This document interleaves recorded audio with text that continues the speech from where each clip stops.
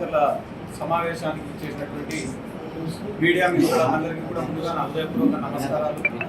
అలాగే ఈ కార్యక్రమంలో పాల్గొనడానికి ఇచ్చేసినటువంటి నియోజకవర్గ సీనియర్ నాయకులకు, మాజీ శాసనసభ్యులకు, లక్ష్మీ వెంకట స్వామి గారికి, యువనాయకుడు చంద్రమౌళి గారికి, అలాగే జెడ్పీటీసీలకు అందరికీ కూడా నా హృదయపూర్వక నమస్కారాలు తెలియజేసుకుంటున్నాను.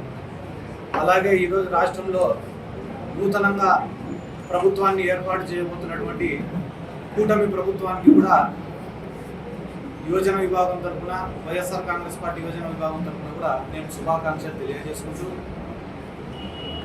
అదే రకంగా ఈరోజు నందికొట్కూరు నియోజకవర్గంలో దాదాపుగా వైఎస్ఆర్ కాంగ్రెస్ పార్టీకి 80,000 ఓట్లు పడడం జరిగింది. ఆ 80,000 ఓట్లు వేసి వైఎస్ఆర్ కాంగ్రెస్ పార్టీకి మద్దతు తెలిపిన ప్రతి ఒక్క ఓటర్కు కూడా ముందుగా నా ప్రత్యేక ధన్యవాదాలు, కృతజ్ఞతలు కూడా నేను తెలియజేసుకుంటున్నాను. ఒక ముఖ్యమైన విషయం నేను ఈరోజు చెప్పదలుచుకునేది ఏమంటే కనుక, నేను రాజకీయాల్లోకి వచ్చి దాదాపుగా 11 సంవత్సరాలు అయింది. ఈ 11 సంవత్సరాలలో దాదాపుగా ఒక 5 సంవత్సరాలు ఏ పార్టీలో లేకుండా వ్యక్తిగతంగా నేను రాజకీయం చేసిన, ఆ తర్వాత ఒక 6 సంవత్సరాలు వైఎస్ఆర్ కాంగ్రెస్ పార్టీలో ఉండి నేను రాజకీయం చేసిన. ఈ 11 సంవత్సరాలలో ఏ రోజైనా కూడా సొంత డబ్బు ఖర్చు పెట్టుకొని నేను రాజకీయం చేసినానే తప్ప ఏ రోజు రాజకీయాన్ని అడ్డం పెట్టుకొని 1 రూపాయిని ఇంటికి తీసుకొని వెళ్ళేది కూడా లేదు. ఎందుకు నేను మీకు అందరికీ ఈ మాట చెప్తున్నానంటే, నిజాయితీగా పనిచేసినాం తప్ప ఏ రోజు కూడా రాజకీయం నుండి ఏం ఆశించి రాజకీయం చేయలేదు. ప్రజల ప్రేమ కోరుకున్నాం, ప్రజల అభిమానం కోరుకున్నాం, ప్రజలు మమ్మల్ని ఇష్టపడాలని కోరుకొని రాజకీయం చేసినామే తప్ప ప్రజల నుంచి ఏం ఆశించి లేదా రాజకీయాల నుండి ఏం ఆశించి మేము రాజకీయం చేయలేం. కాబట్టి రాజకీయాలలో గెలుపోవటములు అనేటివి సర్వసాధారణం, సహజం.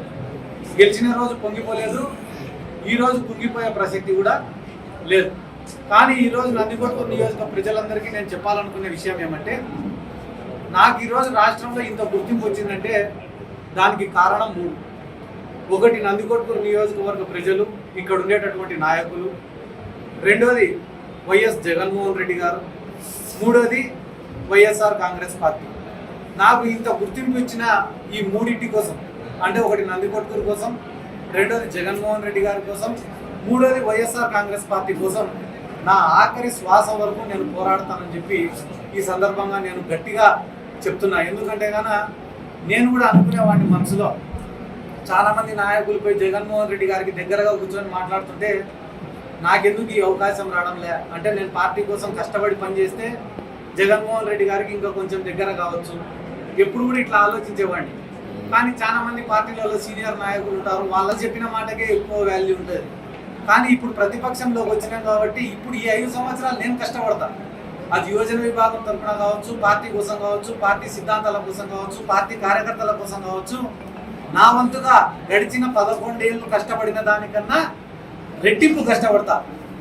అది దేనికోసం అంటే, ఒకటి నందికొట్కూరు నియోజకవర్గానికి పనిచేయడం కోసం, ఇక్కడ ఉన్న కార్యకర్తల్ని కాపాడడం కోసం, మూడోది జగన్మోహన్ రెడ్డి గారికి దగ్గరగా ఉండి పనులు చేయడం కోసం. ఈ 3 కోసం చాలా కష్టపడి పని చేస్తానని చెప్పి ఈ సందర్భంగా ప్రతి ఒక్కరికి కూడా తెలియజేసుకుంటూ, అదే రకంగా ఈరోజు రాష్ట్రంలో ఎన్నో చోట్ల వైఎస్ఆర్ కాంగ్రెస్ పార్టీ నాయకులపైన, వైఎస్ఆర్ కాంగ్రెస్ పార్టీ యువజన విభాగం నాయకులపైన తెలుగుదేశం పార్టీ వాళ్ళు దాడులు చేస్తున్నారు. ఆ దాడులను కూడా నేను తీవ్రంగా ఖండిస్తున్నాను. ఎందుకంటే ఇవన్నీ మేము ఊహించనేటివి కాదు, మేము కొత్తగా చూస్తానేటివి కాదు. కానీ ఒక బాధాకరమైన విషయం ఏమిరా అంటే, వైఎస్ఆర్ కాంగ్రెస్ పార్టీ అధికారంలో ఉన్నప్పుడు ఏ ఒక్క దాడి కూడా మేము చేయలేదు. ముఖ్యంగా ఈ నందికొట్కూరు నియోజకవర్గంలో మీరే చూసుకోండి, తెలుగుదేశం పార్టీ వాళ్ళపైన అక్రమ కేసులు కానీ, తెలుగుదేశం పార్టీ వాళ్ళపైన దాడులు కానీ వైఎస్ఆర్ కాంగ్రెస్ పార్టీ ఏ రోజు కూడా చేయలే. కానీ ఈరోజు అధికారంలోకి వచ్చి రాకముందే ఇక్కడ ఉన్న ప్రజలను భయపించాలా, నాయకులను భయపియాలా, వైఎస్ఆర్ కాంగ్రెస్ పార్టీ వాళ్ళని భయపియాలా, ఇక్కడ ఉన్న వ్యాపారాలన్నీ లాక్కోవాలా, కాంట్రాక్టర్లను బెదిరించాలా, జరుగుతున్న వర్కులను ఆపాలా, ఇటువంటి ఉద్దేశాలతో కొంతమంది వ్యవహరిస్తున్నారు. కాబట్టి ఇవన్నీ కూడా మంచిది కాదు, ఆ పద్ధతి మార్చుకోవాలా. ఎందుకంటే కానీ ఒకవేళ ఇదే పునరావృతం అవుతుందని అనుకుంటే కానీ ప్రజల్లోనే తిరుగుబాటు అనేది ఖచ్చితంగా మొదలవుతుంది. ఆ రోజు వైఎస్ఆర్ కాంగ్రెస్ పార్టీ కార్యాచరణ కూడా చాలా బలంగా ఉంటుంది. ఈరోజు ముఖ్యంగా మీకు అందరికీ మరొక ముఖ్యమైన విషయం ఏం తెలియజేసుకునేదంటే, నా శక్తికి మించి నాకు ఎటువంటి ప్రోటోకాల్ లేకపోయినప్పటికీ నా శక్తికి మించి కార్యకర్తల కోసం పనిచేసిన, కార్యకర్తలను ఆదుకునే వైఎస్ఆర్ కాంగ్రెస్ పార్టీ కోసం పనిచేసిన. గుర్తుపెట్టుకోవాల్సిన విషయం ఏమరా అంటే ఎటువంటి ప్రోటోకాల్ లేకపోయినా కూడా నా శక్తికి మించి నేను పనిచేసిన. అంతేకాకుండా ఈ నందికొట్కూరు మున్సిపాలిటీ పరిధిలో కూడా నేను ప్రజలకు వివరించి చెప్పుకోవాల్సినటువంటి బాధ్యత ఉంది. 2014 నుంచి 19 వరకు తెలుగుదేశం పార్టీకి అధికారం ఇచ్చినారు. అధికారం ఇచ్చిన రోజు వాళ్ళు చేసినటువంటి డెవలప్మెంట్ ఎంత, 2019 నుంచి 24 వరకు దాంట్లో కూడా మా మున్సిపాలిటీ ఏర్పడి ఆలోచన చేయమని చెప్పి కోరుతున్నారు. ఎందుకంటే కన్నా ఈరోజు ఓడిపోయినామనే బాధ కన్నా మాకు ఎక్కువ ఏమనిపిస్తుందంటే ప్రజలు ఎక్కడ మమ్మల్ని చెడుగా అనుకుంటారో అనే ఆలోచననే మాకు ఎక్కువగా ఉంది. ఎందుకంటే కానీ మేము రాజకీయాల్లోకి వచ్చినప్పుడు మాకు ఏ పార్టీ అండలేదు. ఆ రోజు అనవసరంగా కేసులు పెడుతుంటే జైళ్ళల్లో ఉన్నప్పుడు మమ్మల్ని పరామర్శించేదానికో మమ్మల్ని చూసిపోయేదానికి ఎవరైనా వస్తే వాళ్ళపైన లాఠీ చార్జీలు జరిగిన రోజు కూడా మేము ఏ రోజు బాధపడలేము. కానీ ఈరోజు అధికారంలో ఉండి ఈ అధికారాన్ని కోల్పోయే పరిస్థితుల్లో ఓటు చూసే టైంలో ప్రజలకు వివరించి చెప్పుకోవాలని చెప్పే అంశాలు చాలా ఉండేవి. కాబట్టి పేదవాళ్ళకు న్యాయం చేయాలా, డెవలప్ చేయాలా అనే ఒక తపనతోనే మేము పనిచేసినాం తప్ప రాజకీయాలలో అవినీతి చేయాలా, డబ్బు సంపాదించుకోవాలా, కాంట్రాక్టులలో కమిషన్లు కుట్టాలా, సారాయి వ్యాపారాలు చేయాలా, లేకుంటే భూ కబ్జాలు చేయాలా, లేకుంటే కానీ ఏమన్నా ప్రజలపైన దాడులు చేసి ఆ కేసుల నుంచి తప్పించుకోవాలా అని చెప్పి ఏ రోజు కూడా మేము రాజకీయాలు చేయలేదని చెప్పి ఈ నందికొట్కూరు నియోజకవర్గ ప్రజలకు వివరించి విన్నవించి చెప్పుకుంటున్నా. ఎందుకంటే కానీ ఏమేమి తప్పుల వల్ల ఈ ఎన్నికల్లో ఓటమి జరిగిందనేది సమీక్షించి తెలుసుకోవాల్సినటువంటి అవసరం ఉంది. ఎందుకంటే నిన్న మొన్న కూడా కొంతమంది నాయకులు ప్రెస్ మీట్లు చెప్పిన ఒకరు ఒక కారణం చెప్తున్నారు, ఇంకొక కారణం చెప్తున్నారు. అవన్నీ కూడా బయట మీడియాకి చెప్పేటివి కాదు. కాబట్టి నేను కూడా పార్టీలో కూర్చొని అంతర్గతంగా చర్చించి వాటిపైన కూడా సరైన నిర్ణయం తీసుకుంటాం త్వరలోనే. ఖచ్చితంగా రానున్న రోజులలో ప్రజల్లోకి బలంగా వెళ్తాం. ప్రభుత్వం రానున్న రోజుల్లో కొత్త ప్రభుత్వం ఏర్పడబోతుంది. వాళ్ళు చేసే కార్యక్రమాలను కూడా దగ్గర నుంచి చూస్తాం.